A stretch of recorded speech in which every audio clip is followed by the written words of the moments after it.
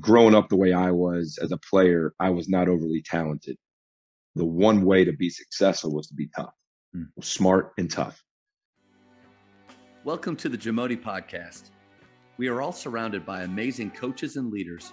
So let's get an inside look at not just what they do, but how they do what they do. After all, becoming the best versions of ourselves is Jamodi, just a matter of doing it. Today we are joined by the head men's basketball coach at Richland College, Jon Havens. Over the past 8 seasons, Coach Havens has a career record of 153 wins and 54 losses. He led the Thunder Ducks to 5 conference championships and a national championship in 2015. Coach Havens is a 4-time Conference Coach of the Year and was named Spalding National Coach of the Year in 2015. He's had 40 players signed with 4-year schools out of their program in the last 8 years. Before we hear from Coach, take a moment to subscribe to our podcast and follow us on social media at Jamodi Podcast. There we go. There he is. What's going on, man? What's up, man? Oh, living the dream. Early season practices are super fun. Yeah.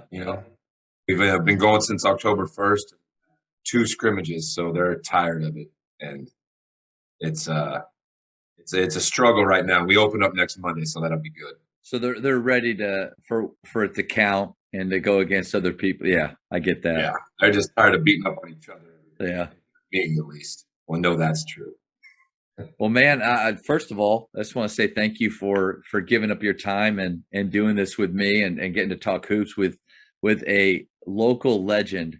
It's an honor for me. I need to hire you as my PR guy. You're the only one that thinks that. I didn't think you'd accept that, but here's a real story. I'm a sophomore at the Colony High School, and we're about to play Louisville for the first time that as a varsity player I've ever played Louisville High School. And we're watching film, and Coach Thomas has told me about this shooter that Louisville has in Jon Havens. And I'm like, okay. So we're watching film, and it was the first time. It's more common now, but it wasn't back then. I'm watching you drive on a one-on-one break. Like you got to steal the defenders kind of in front of you. And I'm thinking, okay, one-on-one, let's see how he finishes. And on a dime, you pull up from 3 and shoot it. And my jaw, at that point, to see a guy on a one-on-one break just shoot a 3 off the dribble, like it was unheard of. But that's just how good you were. I don't know. You're good at certain things, and finishing with contact is probably not my best. I was a higher percentage pull-up 3-point shooter. And in fact, my college coach would tell me that is like, hey, if your feet are set, shoot it, because that's your highest percentage shot. You're not going to go in against 6'5", 6'7", 6'8", 6'9", and just power over them. You're definitely not going to jump over them.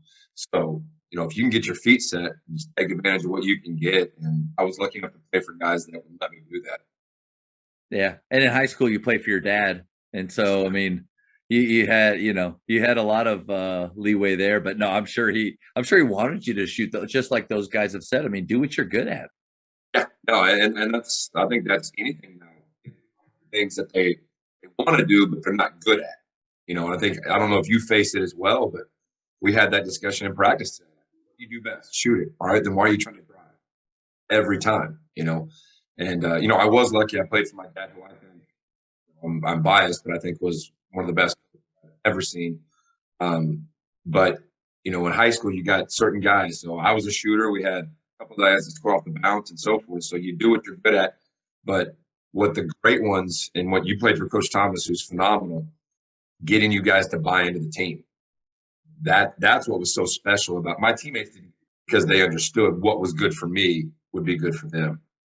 And I'm going off on a tangent on it, but we literally had this conversation in practice today, and it's so hard to get role definition.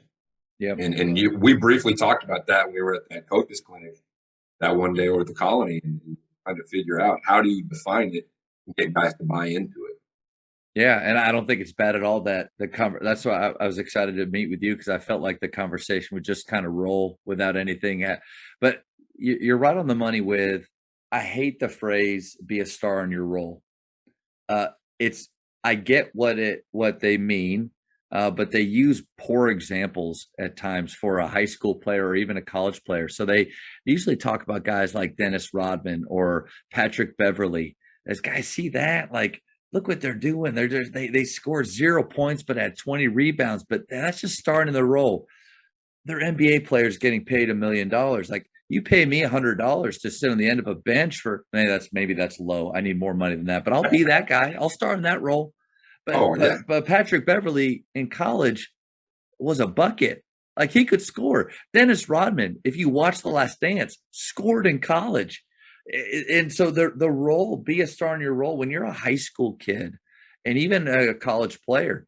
Yes, you need to know, what role do I need to fill right now to get on the floor? What does my team need me to do right now? But especially for high school players, I've thought you better be working your tail off on your own to expand that role. A lot of times your role in season is dictated by what you did in the spring, summer, and fall. That's the role you have to take right there.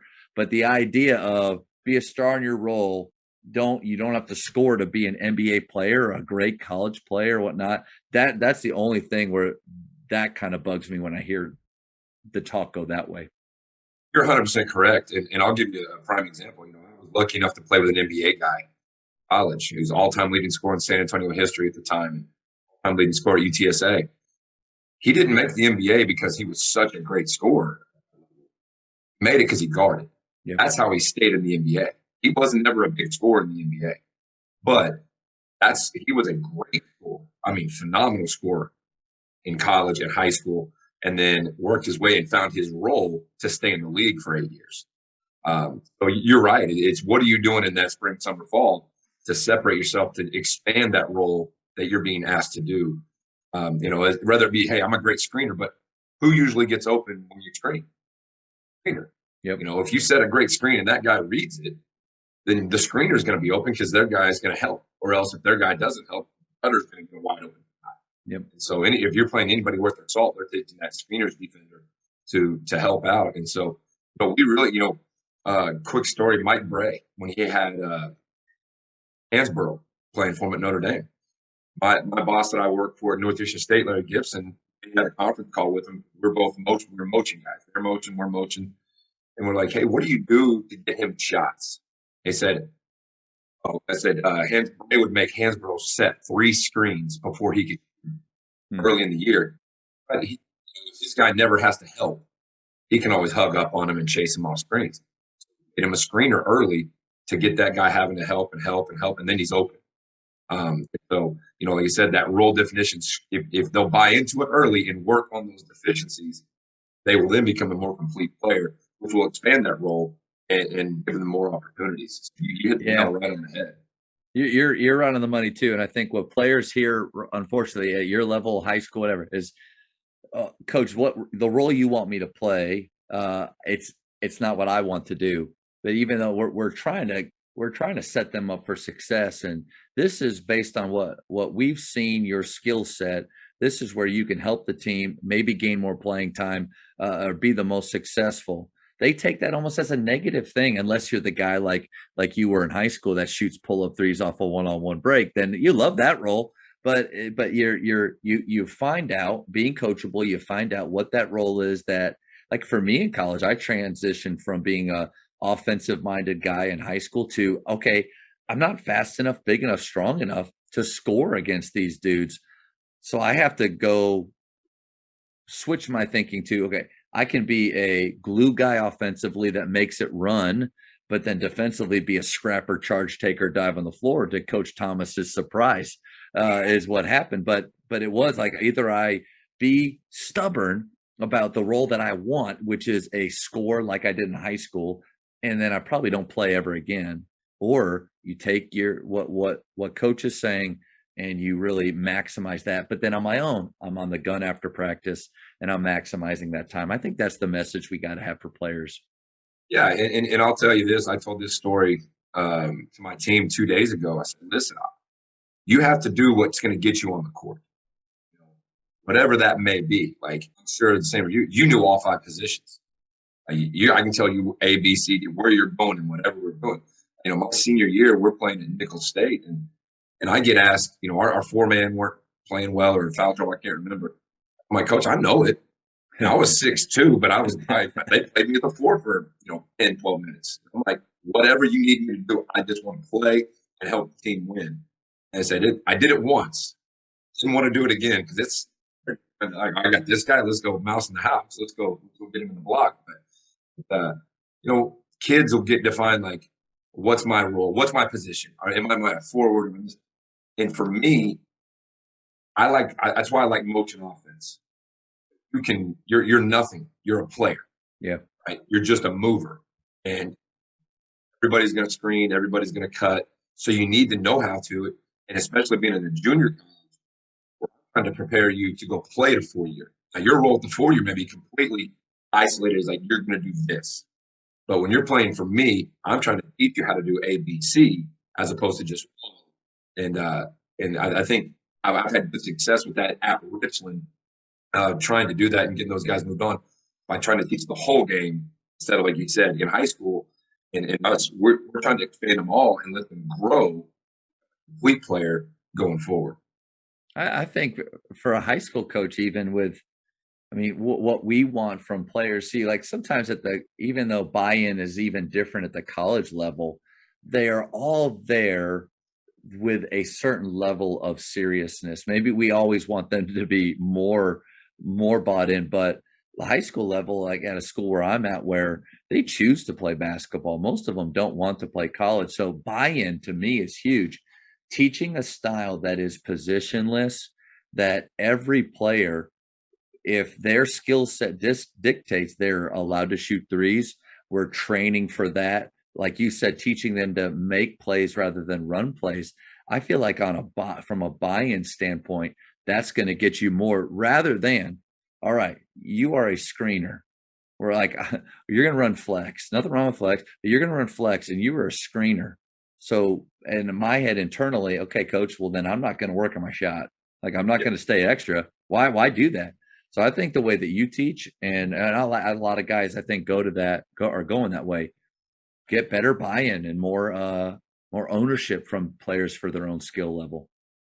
Yeah, and we still have rules, but like I've got my 4 or 5 men. Like, all right, you're not shooting a 3 until we're under 12 of the clock.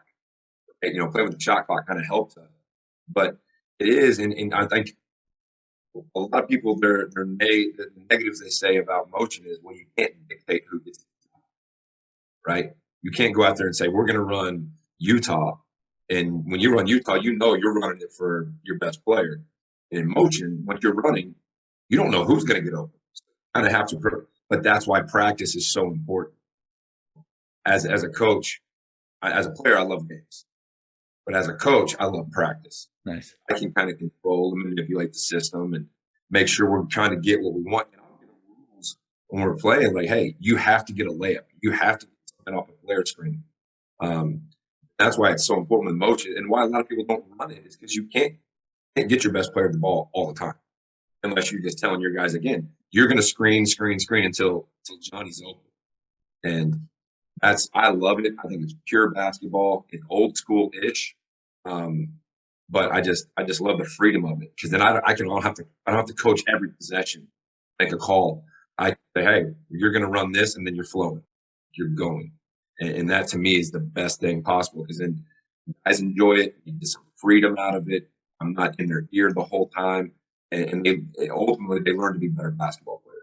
The Jamodi podcast is powered by Sideline Interactive. Sideline Interactive is the leading manufacturer for high-quality, innovative scoring tables and LED video display boards that help coaches and schools bring more excitement to fans, create huge fundraising opportunities, and make their jobs easier. Visit sidelineinteractive.com to check out their amazing products. How does culture drive performance? That's when I was looking through, that's the first one that caught my mind or caught my eyes. I think your culture, what you start from day one, whether it be team, continuity, toughness, whatever you're trying to preach from day one, that will carry over into everything you do. And so what I try to do is what I learned from my college coach is we're up 4 days a week, 6 a.m. We're preaching to them how hard it is, how tough it is, all those things. We're having them do tough things to breed toughness. And, growing up the way I was as a player, I was not overly talented. The one way to be successful was to be tough, smart and tough. And so we try to get that toughness. I think I said that when we were, kind of exchanging texts. That's right. I want to talk about toughness because that, to me, that epitomizes everything. But what is tough? Well, everything is tough. And so we try to do that from the jump. First thing I write on the board in our first team meeting is accountability, right? If you're accountable to yourself, your teammates, all that, you're doing tough things. And because it's not always easy, especially for 16, 17, 18, 19, 20-year-olds, to go up to a teammate and say, hey, we don't do that, or hey, pick it up. And so we try to preach that from day one. And when I saw the questions, like, how does that breed into your playing and confidence and your accountability and all that stuff, is the whole mindset for the whole year is toughness for me. And culture that we try to create translates. And, I tell them from day one, we want to be the toughest team on the court, in the classroom, and we want to have the best continuity as a group. Less talent, a group that meshes and cares about each other 100 out of 100 times. I don't care how athletic, how well you shoot it, well, maybe if you're a great shooter. But I want guys that are just all out for the guy next to them. And I think one big thing for me, and I don't know if you felt this way as a player and as a coach, is the worst feeling in the world is to look at your teammates or your team and say, I let you down. And that to me, and I said, I always tell them, like, don't be the guy that you have to look at your teammates and feel that way. And then I also counter that with, you can look at your teammates and know you did it. You probably shouldn't be here, right? You should probably be doing something else. And so we try to start from day one with that, like, just right off the bat, to know what my standards are and what we're trying to try. We've had good success with it thus far. And I've learned different things about that from the coaches that I've worked for and played for. But I think that to me is what I think translates into it. I think toughness is like, okay, culture's a buzzword.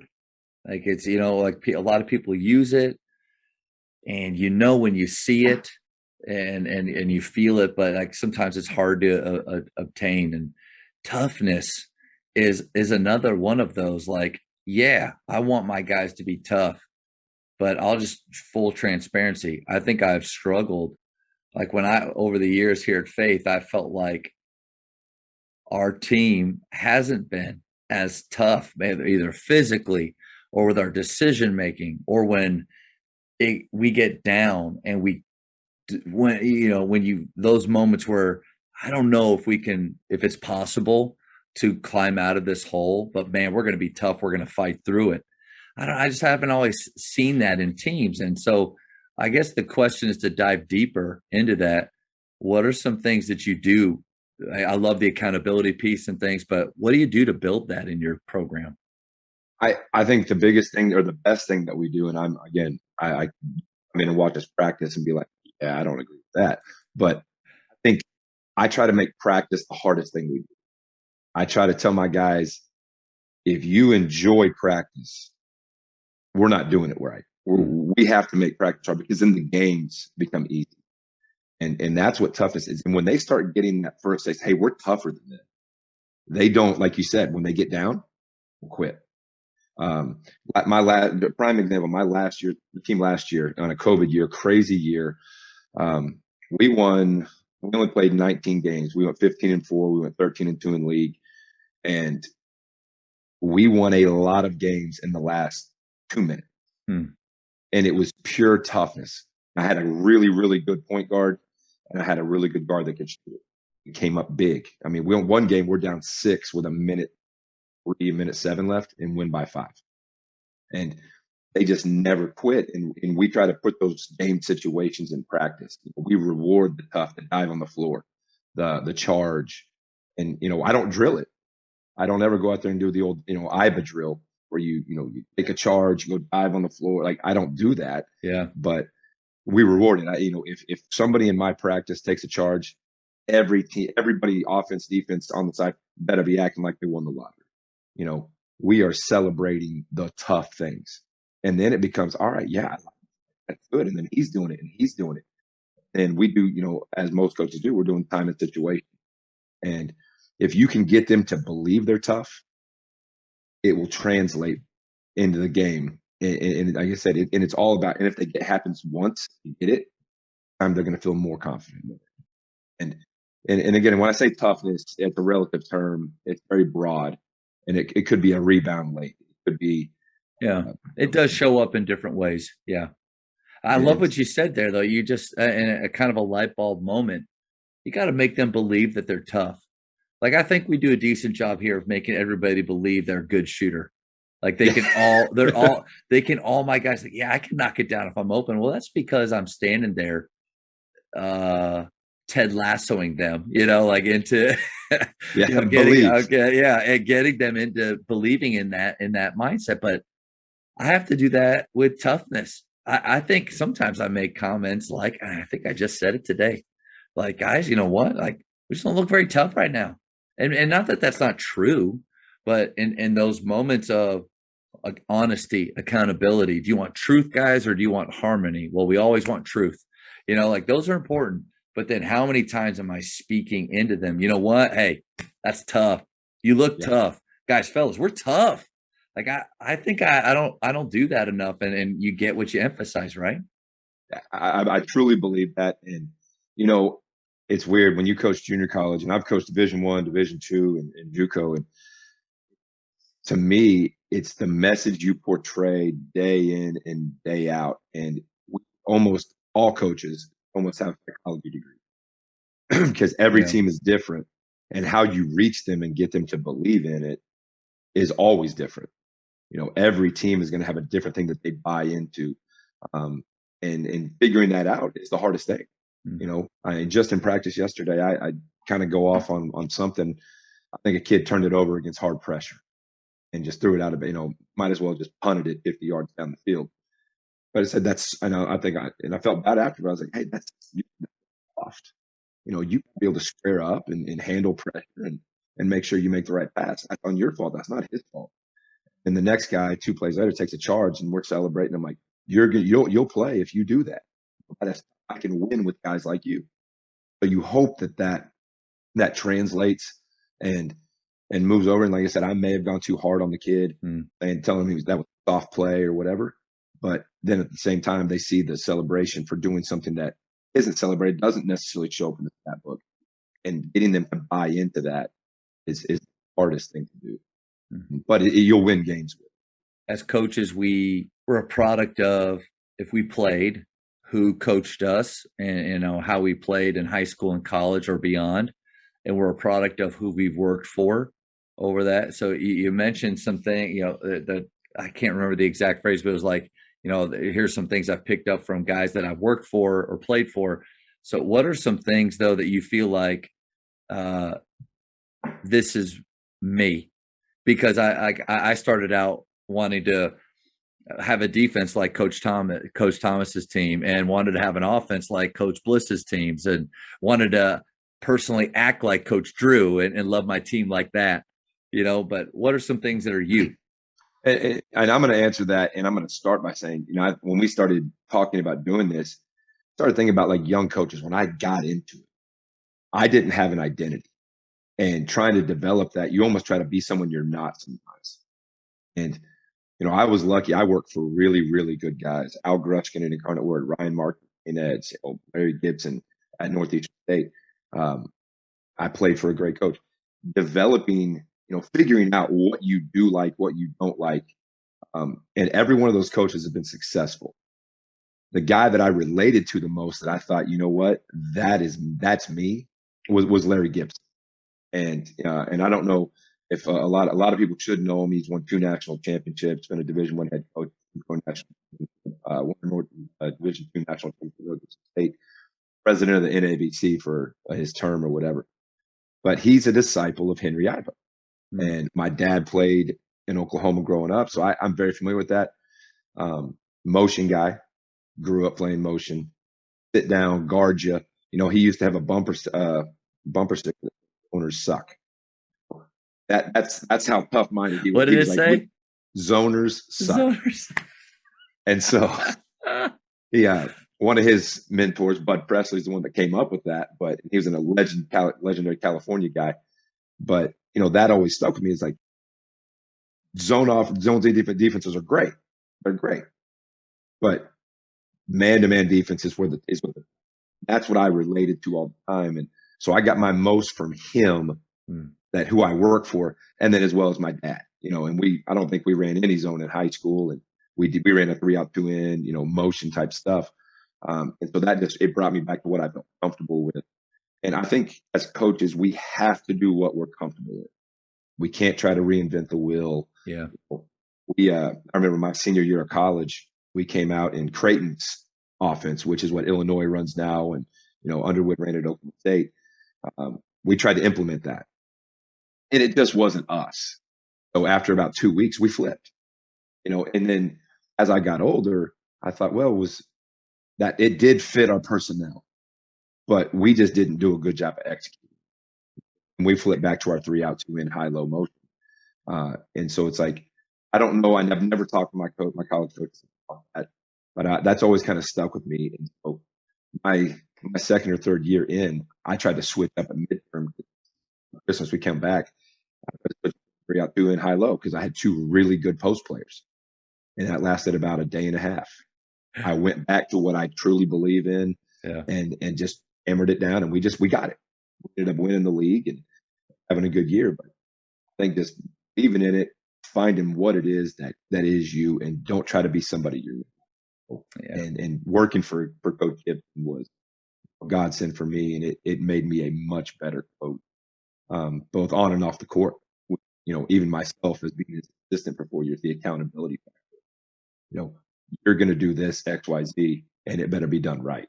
And just figuring that out, it really prepared me and made me a better coach. Yeah, great reminders. I think for younger coaches, that Rick Torbett said, it takes 10 years to figure out your style. The style, the way that you want to speak to players, the type of culture that you want to have, but then even after that, that 10-year, wherever that is, and that for coaches to be open-minded enough to pivot. And even all the best plans out there, just because it works for another team in another league at another level doesn't mean it'll work for you. But when you try something, I think there's a vulnerability that players appreciate when, hey, we're gonna try this because I think it fits us and what we can do. And then, you know what? No, we're not. But being honest with them, instead of what happens, what I felt like in the past is, well, crap, I don't look like an idiot. We've spent so much time on this. We're invested in this. Like, we can't go away from it. I think you had some great reminders there. Yeah, and just to piggyback what you said there is with communication with your kids. We were running something a year ago, and I was like, hey, man, like, one of my point guards, hey, I'm thinking about doing this. Like, what do you feel? You feel, stick with what we're doing with the 5 out motion, or you want to try the motion? Let's love it. Let's do it. It worked for us. Hey, fair enough. And I try to give my kids ownership in the program. Like, if they don't feel like they're a part of it, like they have ownership in what we do daily. Now, obviously, we're going to be the ultimate decision makers. I try to make them feel like they have ownership. And I think they'll feel a little bit more invested in what we're doing if they feel like they can come to you and say, hey, coach, what about just total authoritarian? Like, nope, I don't hear it. I'm doing it my way. And I even do that with decision making off the court. If we're making a decision, I'm going to get my sophomores who I know are invested in what we do and have bought in and say, hey, what do you guys think? I want them to feel a strong investment and ownership of what we do every day. And it's worked out well, but obviously you got to have smart kids that know what they're doing, and they're going to do the right thing. I've had sophomores who have been with me. I wouldn't ask them anything, but a lot of them, I'm like, hey, what do y'all think about this? Because I know they are invested and they want what's for just themselves. But yeah, I think that's a really smart way to build that ownership. And I can't remember who said it, but oh man, somebody said, give up the things that you don't really care about. Like allow them to choose the things that you don't really care, like what music they listen to in warm-ups within school policy, obviously, or how they what they dress to games, things like that. That, like how many things early on was I micromanaging and holding on to, but really at the end of the day, what do I really care about? I care about how they treat each other. I care about how hard they play. I care about their buy-in. So what can I give them to create more ownership? Yeah, absolutely. I got to ask you this, knowing the kind of player you were and the shooter, what's your favorite shooting game? So you go into practice, guys, hey, we only have a limited amount of time. Want to get shots up. Here's the game. Game or drill, very, very fine line there. Okay, so for me, like drills can be, drills are more offensive scheme based. Like in our offense, this is what we do. We're going to go through it, but there's rarely a time, a score, a consequence, some type of competition in it. It could be, but to me, shooting game is more of what I love, and I'm always trying to learn new ones. But we don't do a whole lot of it, to be quite honest. We do a lot of, we keep score of everything. So, we'll do our 25. All right, you got to shoot 5 from corner, wing, top, wing, corner. And we're tracking everything. We stat everything. We got our and those all threes. You have 3 people in a basket, quick feed, game speed. We have our 40-80 drill, which is my favorite. And I think you may have heard me talk about that one before.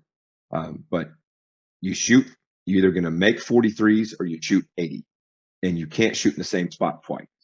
And you have to shoot at game speed. So it's a drill, and it's a passing drill, and it's a shooting drill. Best players I've had guys go 40 for 44. Then I've had guys that, they hit 29 out of 80. And so at the same time, we're gaming it and we're tracking it. We report the score every time. We keep a list, like who are, and one, it's fun as they compete against each other. 2, we're learning who gets the green light, right? Who's going to be able to shoot the one pass jump shot. And in 3, we're conditioning and they don't know it, right? So we're trying to always build towards that. And that might be my favorite one, because it's a little tough because you do it at the end of practice. And 2, I'm almost a stickler more so on the passers than I am on the shooter. I went down for my alumni weekend to UTSA and we watched them work out. Their drills, they had to make perfect passes or they start the drill over. And it's just a star layup drill. And, they walked up and they, did me out here. They said, if it doesn't hit between these 2 spots, right, starting over. And they had to go through everybody, all post man guards. And so it's working on those little details. If I'm hammering them on the passing, because the pass makes. And that might be my favorite drill. Coach, that's a game. Like, I mean, you said that you do more drills. I would call that a game, and I love it. And I think that's one that I'll steal. So just to ask a few questions about it, there's no time limit, but you want them shooting, obviously, with a level of speed. How long would you take? What do you think it tends to take a shooter to get to, either, because it could be short, right? They could get to the 40 for 44. That's quick. Yeah. The 80, how long does it typically take your guys? Each shooter, if you're not making it, you're just taking 80 shots. And it's all relative on how fast your rebounder is and how fast it is. Yeah. So you'll have a rebounder, a passer. One guy's counting makes, one guy's counting misses. Okay. And so are they missing long every time? Is it bouncing far? Yep. But it's the speed. And if they'll buy into that rep gain speed, you can get 3 guys through it, because we always put 3 on a basket and do it. You'll get 3, 12, 13, 14 minutes, 15 most. Nice.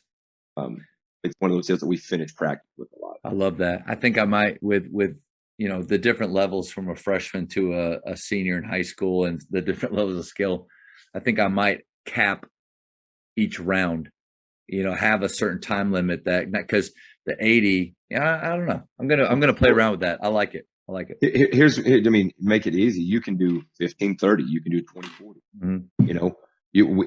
If I've been short on time, I'll do a 20-40. Just make them do it that way, and really emphasize speed. On that one. Hey, move. Every time you step or you shoot, you're taking 2 steps back. You're sprinting to the next. and you're just going around the arc, but you can't shoot in the same spot twice. Okay. Yeah, and no dribble. I think I'm going to experiment with the 20-40 first and see what that looks like. But Coach, I love it.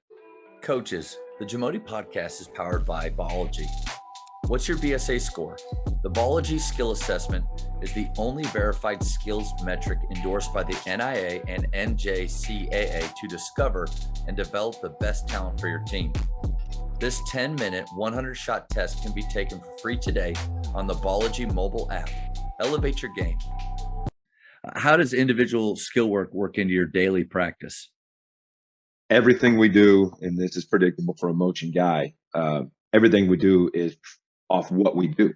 Are we working flare screens? Are we working down screens? Are we working back screens? We're separating off. We can, I'm going to go on the block and I'm going to back screen and separate, catch and shoot. I'm going to set my man up 7 rips off a screen. Everything we do in practice, that's not individual skill work. That's not we're going out there, on the wing, is drilled to flow into what we do. Nice. And I think that's just the repetition over and over. I know how to get my hips open. I know how to bump shoulder to shoulder on a screen. I know how to separate. And we do a lot of 2-on-2. 2-on-0, and then we build up 2-on-0, 2-on-1, 2-on-2, and then eventually 3-on-3, and so forth. But like for the first month of school, we're 2-on-0 the first 3 weeks, and just really working on separating and angles, but all that. It's not wasted work. It's not just getting shots up. Yep. It is flowing in directly into what we're going to do when we have 5 out there. And so we do every drill that I do as far as shooting. That's not just like a warm up and get shots up. Is predicated into flowing into what we do with. I think that's a great point. When a lot of coaches hear the term individual skill work, they immediately think stationary ball handling, 2-ball work, some finishing drills, and then, some of the things that I like to do, but that is considered fluff by many. But, I disagree. But like cones, med balls, things like that.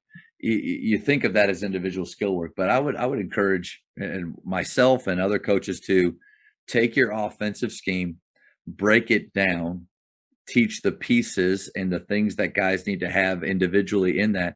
And that is individual skill work. So coaches will say, you know what, just in our time, I just don't have enough time for individual skill work. Well, if you work on your offense and you can be creative and break it apart, and that is individual skill work, but within the concept that you're trying to run. Right.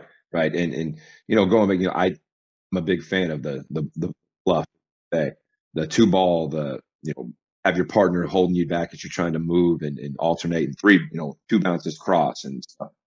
We warm up, like everything we do is active. We don't sit and stretch in a circle. We're moving in everything we do to get going. Now, to counter what I'm saying with my drills, we will have days where we come in and we give them a list. Hey, you're going to do X amount of shots. You're going to take off from midcourt, shoot an off foot floater. Work on wrong hand, wrong side, wrong hand on the right side, or versa. Try to do that. We will have those where we're just out there still stuff. But once we hit practice, if it's a regular practice, we are doing everything geared towards our offense, as far as trying to develop those and just get better at it. Because how many guys that you see coaching, that you coach against, are working mini flare screens or setting mini back screens? We get them knowing that's what we're going to do.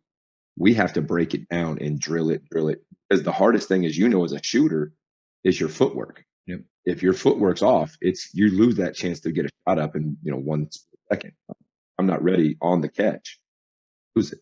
And so we drill it, and we drill it 1 through 5. Even our big guys, we want to at least be a threat. How many kids jump at pump fake?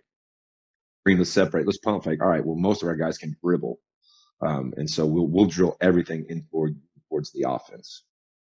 Here's one thing: favorite culture building activity, and I've had a lot of coaches when we talk about that one, they'll say, "Well, we build our culture every day, so everything is an activity," and they're right. But if there was a few things that you do that you just feel like, man, this brings our team together? This makes our culture of toughness or whatever that stronger. What's something you've picked up over the years? I try to make them come together through hard workouts. Like I said, I going back to what I said earlier, the 6 a.m. workouts. Hey, you better get together, figure it out. I love when they'll pull each other through. And so I try to make our workouts so hard, and then you challenge them to pick each other up. Right? You're almost mentally organizing it in your head how they're gonna react, and you hope they follow it. Now there's times where they just you totally miss. You throw the arrow and it doesn't even hit the dartboard. You try to say, all right, I'm going to challenge him here, and I'm going to see how he reacts. And then this guy, will he do it the same for him? And we do that in our early morning workouts, early in the year, our weights, those tough things where they've got to help each other through it. Pick your guy up when he's wanting to get on his knees. You tell him, hey, when we're running sprints, we never bend over. That old toughness drill that every coach is told, get your hands off your shorts. So then you start seeing them, hey, we don't do that. And then you see the next, hey, if I got you, you put their arm around them and hold them up. And so I think, that those toughness things where they see somebody struggle, and then you tell them how tight knit you want to be, that they'll slowly, eventually start buying into it. Slowly but surely start picking each other up. And then they won't let each other fail, because they know it's twofold. They know if they fail, not make their time, so don't the line, they're going again. So one, they don't want to do that again. Two, they're showing, hey, coach, I'm invested. I got you. Let me pick him up. Let's all come together. We'll do that. And I work for a guy by the name of Ryan Marks, who might be the most positive individual I've ever been around. Like, you heard one clap in a practice, you heard a million. It was, if you're on the sideline, you're clapping the whole time. And so getting what he did with the positivity and getting that culture started. He's the best I've ever been around at creating culture. And he'd always have a theme for a year, but he would create the culture, see how they reacted to it first, and then adjust off it. And, I've always been kind of, again, the tough guy, wannabe tough guy, and build it through tough work. And his was totally different. You can call there's 100 ways to do things. He's the absolute best that I've ever seen of creating a buy-in to a culture, to a and I'll expand on that a little bit. I talked about mine and just doing through the tough things, the hard workouts. Give him credit. He would come up with a theme every year. One year I worked for him, it was Seabiscuit. Horse. We had this little stuffed penguin we called P. Diddy. We got a jockey jacket and put it on him. Showed up and we watched Seabiscuit the movie. Well, a lot of Division II guys, JUCO guys, forth. He said, hey, how many of you guys got Division I scholarship offers? Very few. How many of you guys get this? No. Well, Seabiscuit was a horse nobody wanted. At a jockey nobody wanted. Owner that people had given up on. Look what happens when you get people and you. That's just one example. I mean, the best I've ever been. And that was our whole theme for the whole year. We brought the penguin. It sat on the bench with us. It flew on planes with us. We carried it everywhere we went. Now, it was a topic of conversation everywhere restaurants go to. Yeah. But hey, coach, what's the deal with the penguin? That's 100%. Like when we won the league one year, they had a big picture of the penguin in the Austin Statesman. We were at St. Edwards. And it's just, creating culture is different. And it's kind of what you want it to be. With me being toughness and I want my teams to be tough. I do it that way. His teams, we were in triple post, triangle, make 50 calls wherever the ball went was something different. We wanted to play fast. And so it was that happy, that move, let's go. And then mine, on the other hand, and we had more time with them there, but at the junior college level, we don't have as much time because we live on campus. Yeah. Some of them are driving in, commuting. So I don't have after hours at night where we can just go sit down and eat. Right. So trying to develop that, I get limited amount of time. I try to do it in something that we are using our 8 hours with early in the year to try to develop that camaraderie, that bond moving forward. But it has to be something that's authentic with you. Like if you were trying to be that guy, it would come across probably as fake, and players sniff that out pretty quick. And so I think authenticity is what the name of the game with this culture stuff. Yeah, and I'm not smart enough to come up with the themes every year, watch the book or watch the movies and read the books. So I stick to what I know, and I'm pretty predictable in what those guys can expect. Like my returners are like, all right, here we go. And those are the times that I miss the most are the morning workouts. Get them up, you can joke around with them, and then you can pick them up and you kind of develop that give and take with them. And it's just fun for me. And hopefully twofold, they go to class after we get working out, since they're already up. Yep. Yeah, good call. They're on the right track. Yeah.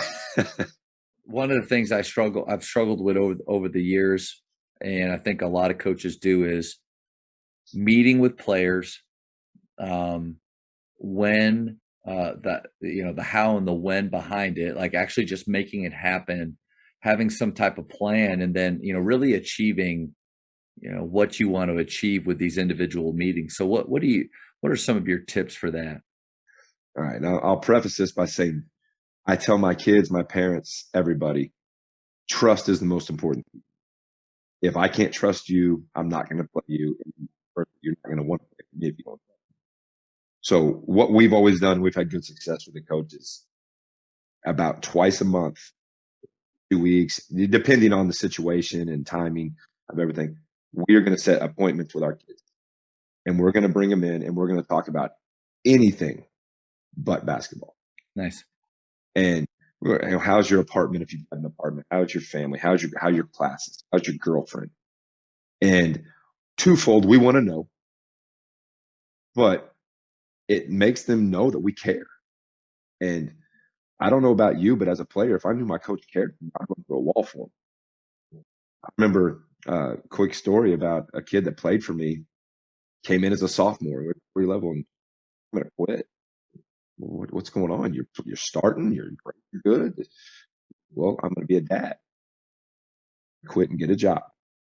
And I said, well, we figured it out, but trusted us. Still talk to the kid daily. He's a great father to his kid, twins that he had. Graduated in 4 years and all that. But if we weren't doing those meetings, who knows what would have happened? Yeah. And we met with them afterwards and this and that. Just, what are you doing? How's life? Are you enjoying where we're at? What's if something bothering you? And I take almost more pride in that. When those kids reach back out, it's like, hey, remember when you pulled me in and kind of got on me about classes or this or that? Yeah, I just want to say thank you. That means more to me than the basketball aspect, because we're trying to build these young men up to be great husbands, great fathers, employees, bosses, or whatever. And just the little steps that we can teach them on the court and off, that toughness. What do you do when things get hard?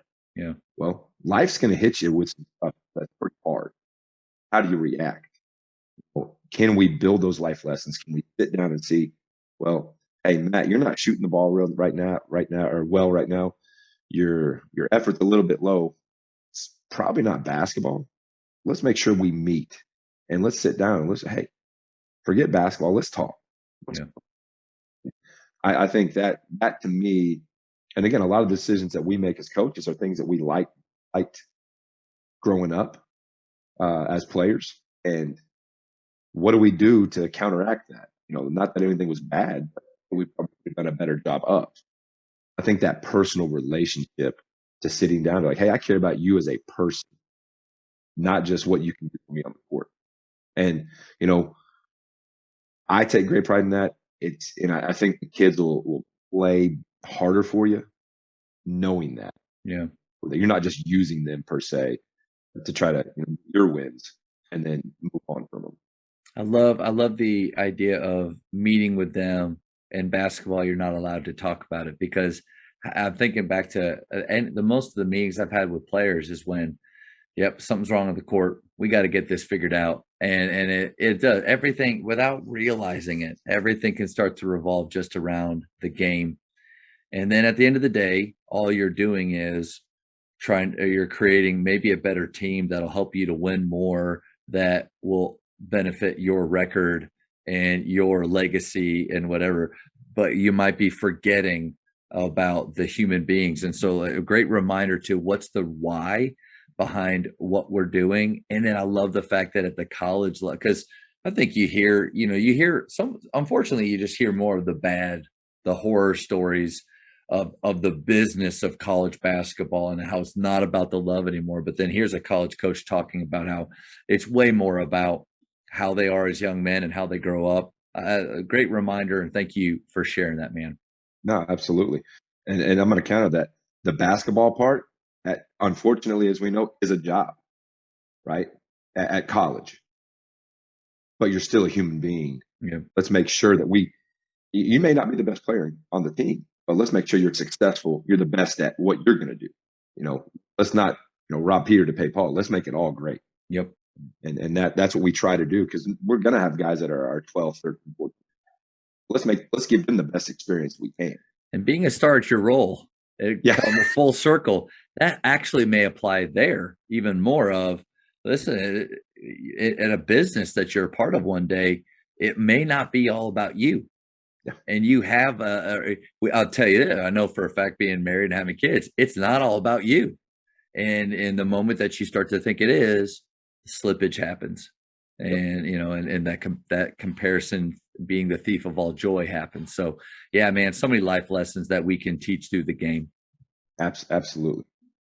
Coaches, the one thing that every team needs is confident shooters. The last 8 years at Grapevine Faith, our teams have averaged 354 made threes each season.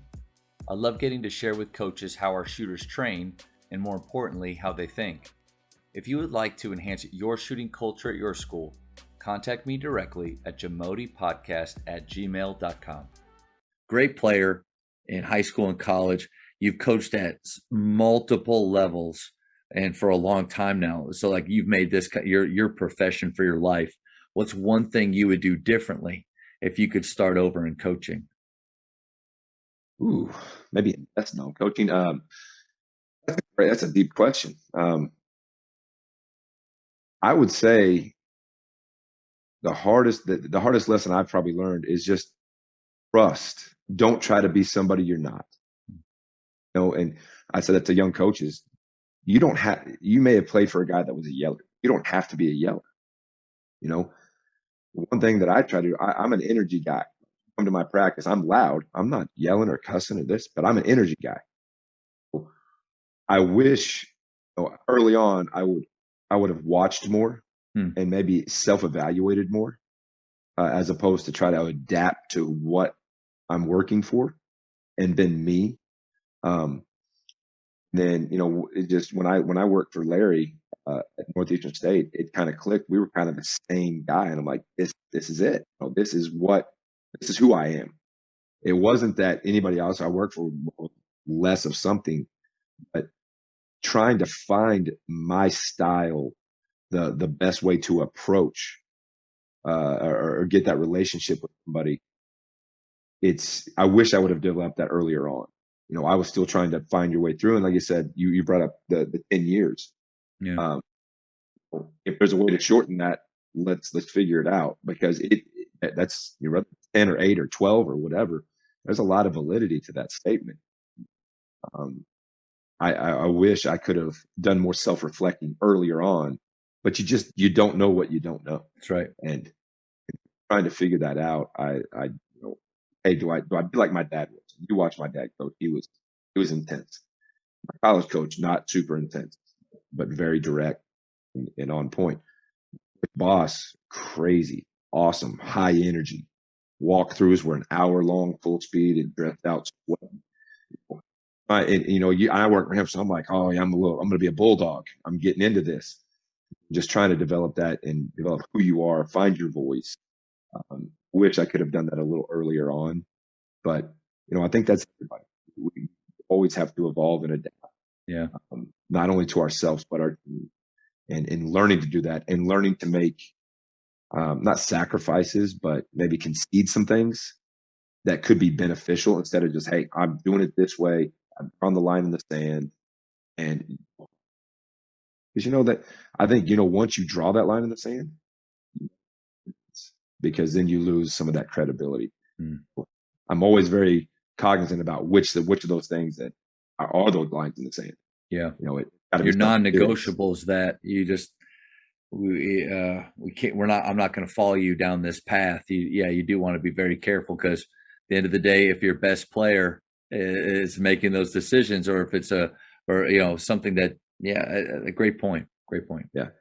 It's a funny story. One of the guys I used to work for told me where he worked for somebody, head coach. They'd get on a bus trip. He'd assign an assistant, hey, you stand at the door of the bus. I'm going to be over here behind the corner. And when whatever your best player's name is, when he gets on the bus, you come get me, so then I don't show up and have to punish him. Yeah. It's we're going to wait till he gets on the bus because he's 24 at night. I love that. I think, but also too, like, what makes you the coach you are and the person you are now is, looking back at that journey that you took. And, so it's kind of like, it's kind of a trick question. Yeah. Like, what would I do differently? Well, I mean, especially if you're happy and fulfilled in where you're at right now. I mean, Oh, absolutely. I can look back and see just some of the dumb things that I did and the way I was living for years, and change that and stuff. But all of that shapes us. It shapes you. And so whether that's basketball, whether that's with relationships, whether that's with your faith. I mean, like you and I are on this phone call right now because of all of those choices and directions that we took. So but I do agree with you. I mean, the earlier on that we can self-reflect and figure out, like, I really wanted to be Dave Bliss, even though I was with Coach Drew for 1 year, and I saw how transformational positivity is. Like, I saw that culture of joy. He was doing it back in the day, and I thought it was corny, and I couldn't get on board with it for that year. I wanted to be the yeller, the disciplinarian. But then when I look back at those first few years, it's like I want to apologize to some of those players, because, like, it was really more my own crap and my own stuff in my life that I was dealing with that was coming out in the way that I was coaching them. But again, it takes what it takes, right? Yeah, and it's like you said, if you don't learn from it, that's the only mistake you can make. Yeah, You got to be willing to admit it, figure it out, and then say, hey, now how do I become better? And that, like you said, that's self-reflection. But when you're 23, 24, 25, 26, just getting out of college, being a player, you've all got a little bit of ego about who we are, or else you wouldn't have been a player. How do you look at yourself in a hard way at age? Oh, I should have changed this. And that's just that humility that you have to have, grow. And, a lot of times that just takes like in years window. Yeah. Finally start becoming a mature adult, and you can self-reflect, and you lose more of that ego to go out there and say, hey, you know what? I was wrong. You're probably right. I should have done it differently. And you make sure you move, you grow. So we got super deep there. Let's get into the speed round now. Quick question. So I've known you, golly, 20 years. I feel like I know you, but now I'm really gonna know you. So let's go. Favorite ice cream flavor? Chocolate chip cookie. For high school, shot clock or no shot clock? Ooh, that's a tough one. Let's go. I'll go with it. Let's go with the shot clock. I can't believe you hesitated. I thought just you and the way that you played. I'll tell you this. It's an equalizer. Yeah. Less talented team. Yeah. So when you're out recruiting and you see one team that's just much more talented, they can't score enough. They're just going to get blown out. So it gives the less talented team a chance to run the clock. That is the only argument that is good. Yeah. The only one, because all the rest I don't like them at all. But yeah, you're right about that. The better teams will significantly win more. Right. Yeah, but it's good. Texting or talking? Ooh, talking. Favorite holiday? 4th of July. Invisibility or super strength? Ooh, invisibility. Interesting. Place you most want to travel? Rome. Let's go to Greece, or let's go to Italy. Yeah, love that. 3 more. Favorite childhood TV show? You and I are about the same age, so I'm kind of excited to. Ooh, let's see. There's so many, man. I'm one of those old school guys. I watch TV all the time. In the mornings it was Saved by the Bell. You nailed it. Okay. He had the ability to pause time. Like, come on. I love that. How many cups of coffee do you drink in a day? 0. Never? Like never been a caffeine guy? I'm a caffeine guy. What do you drink? Energy drinks. Nice. What's your favorite brand? Because that's Bang. Nice. Yeah. I can't get on the coffee board. Yeah, good for you. I love the energy drinks myself. But last one, Godfather or Star Wars? Godfather. Nice. I could see that with you and your dad. Yeah, just the toughness piece. I see that. Yeah. While I'm out there just traveling through space and with the Force and stuff. But it's not a no-brainer. It's not a no-brainer. They're both phenomenal. They're both good. But good Godfather, you sit down for, I guess, way too long, but 3 hours to get through it. But yeah, it's can't go wrong with that one. Well, Coach, hey, this was awesome, man.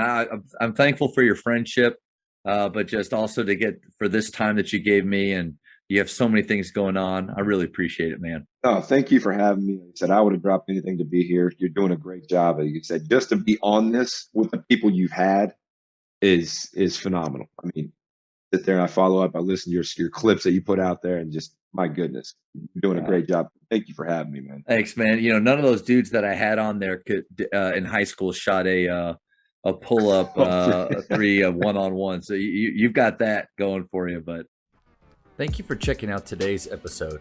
Please take a moment to subscribe to this podcast, share it with your fellow coaches, and find us on social media for what's coming up next on the Jamodi podcast. It's just a matter of doing it.